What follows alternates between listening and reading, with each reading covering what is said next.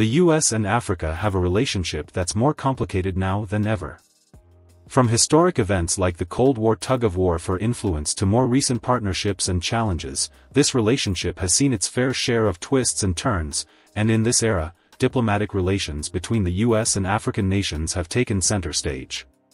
For instance, the relationship between the USA and some African countries has been affected by their leaders undertaking gross violations of human rights laws or taking a strong stand against American ideas and interests. As a result, America has gone to greater lengths to punish those leaders, such as by sanctioning them. Therefore, in this video, we will explore how the US maneuvers through diplomatic means when African leaders decide to stand against the US. So buckle up, and let's roll. Diplomatic measures. When the US confronts a defiant African leader, one of the first moves is often public condemnation. For instance, the US may issue strong public statements, shining a spotlight on actions they find unacceptable.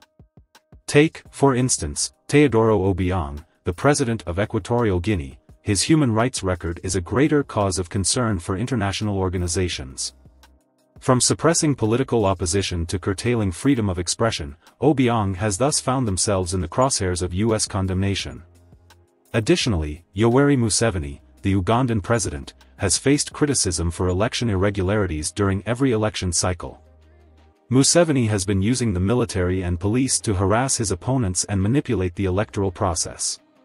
Furthermore, the US is fond of using diplomatic isolation to punish African leaders who go against its will and ideals. This involves reducing diplomatic engagement, slapping sanctions, and encouraging others to join the isolation party. For instance, Mali, Gabon, Niger, and Guinea-Conakry are facing US-led isolation due to recent coups and governance concerns. Also, Uncle Sam has diplomatically isolated Uganda for the passing of anti-LGBTQ rules that have raised eyebrows worldwide. As a consequence, African countries that the USA has diplomatically isolated have become excluded from the African Growth and Opportunity Act, AGOA, which provides duty-free treatment to goods from designated sub-Saharan African countries. Economic sanctions. When the US faces defiance, one tactic is to hit the financial brakes. For instance, the US has used targeted sanctions to punish some African leaders, such as Yahya Jammeh, the past president of the Gambia, by freezing assets, imposing travel bans, and playing financial sanctions to make their moves more difficult.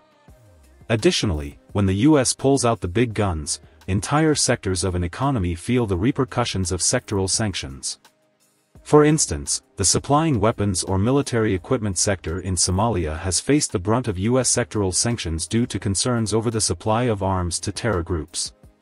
Overall, these economic moves are intricate and impactful, and their consequences echo across borders. However, while they can be powerful tools, they also come with their own set of complexities and consequences. Withdrawal of aid and assistance. The USA has severely reduced or cut the financial lifelines of some African countries, leaving nations to navigate stormy economic seas. The main reasons for taking such drastic measures ranged from governance issues to human rights concerns. For instance, Niger is one of the poorest countries in the world, receiving close to $2 billion a year in official development assistance from the US. The financial assistance was withdrawn due to the 2023 coup, which overthrew a democratically elected government. Now, withdrawing aid isn't a decision taken lightly. It's a calculated move, and its impact can be profound, affecting not just governments but also the people they serve. Besides, as the financial tap tightens, projects stall, and the delicate balance of stability can teeter. But remember, every story has multiple sides. While aid withdrawal can be a tool of influence, it's essential to understand the complexities that drive these decisions. International legal mechanisms.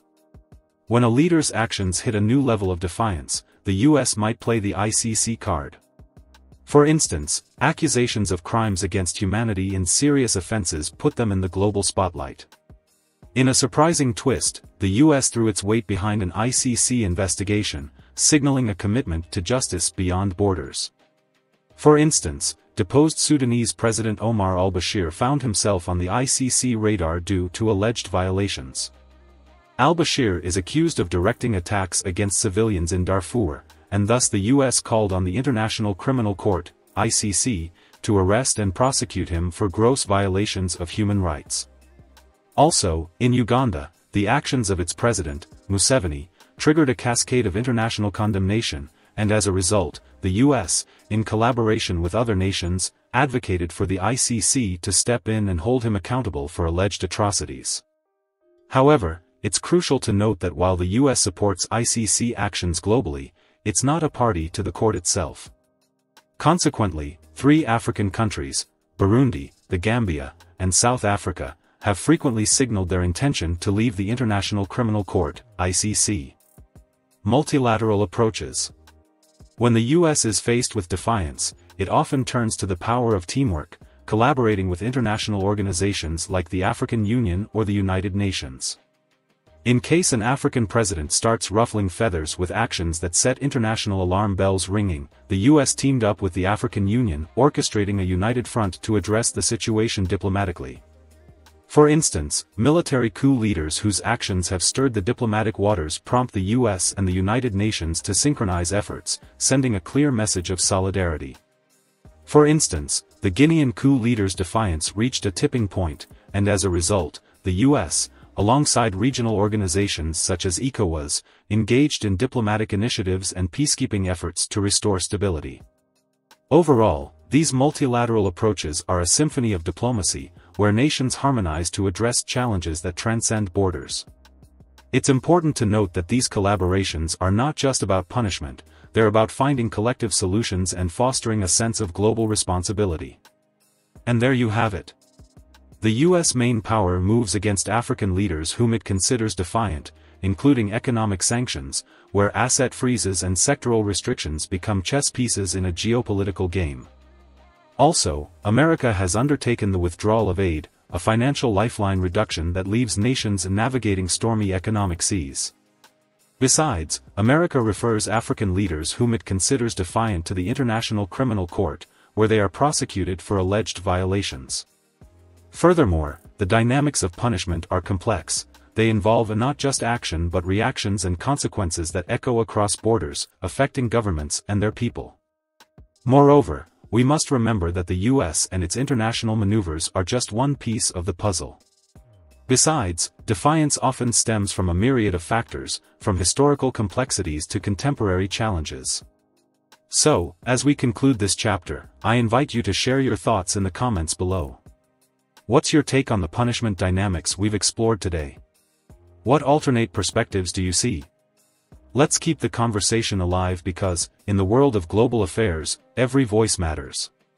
If you enjoyed our exploration of the geopolitical landscape, don't forget to hit that like button, share your insights, and subscribe for more thought-provoking content.